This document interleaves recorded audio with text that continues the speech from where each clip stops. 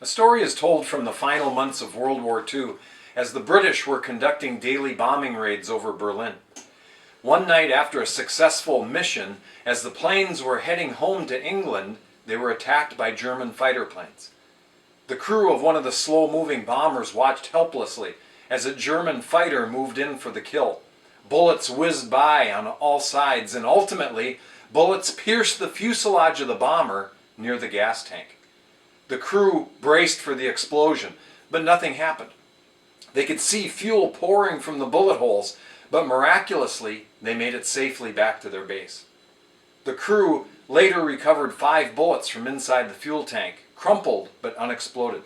They carefully opened the shells and, to their amazement, found each one empty of explosive powder. This is Pastor Tom Miller from Central Assembly in Superior, Wisconsin.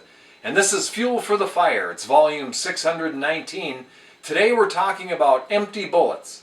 And here's the backstory. It turns out there were hundreds of Polish POWs forced to make bullets in a factory deep in the heart of the German war machine.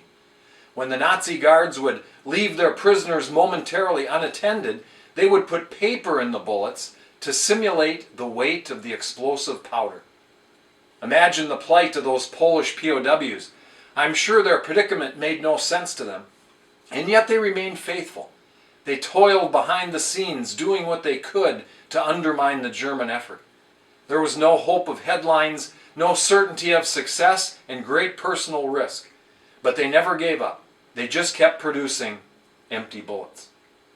The Bible's filled with stories like that. The gospel could have died in the dank corner of a prison cell, except Paul saw beyond his circumstances and made empty bullets.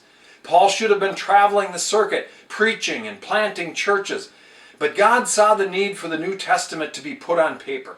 So from his prison cell, under the inspiration of the Spirit, Paul penned what would become known as the prison epistles. He felt like he was producing empty bullets, but God took his effort and used his letters for his glory. Joseph was unjustly sold into slavery, unfairly accused and forgotten in prison.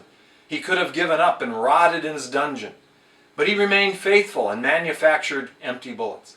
Eventually he found favor and led the movement to preserve many lives according to Genesis 50:20, including the lineage of the coming Savior, Jesus Christ.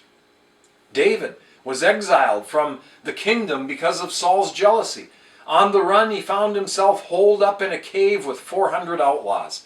1 Samuel 22:2 calls them the debtors, the distressed, and the discontented.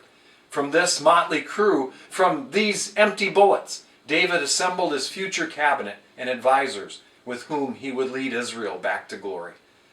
Maybe you feel like your plight makes no sense. You pictured it all very different. But so did the Polish prisoners. So did Paul and Joseph and David.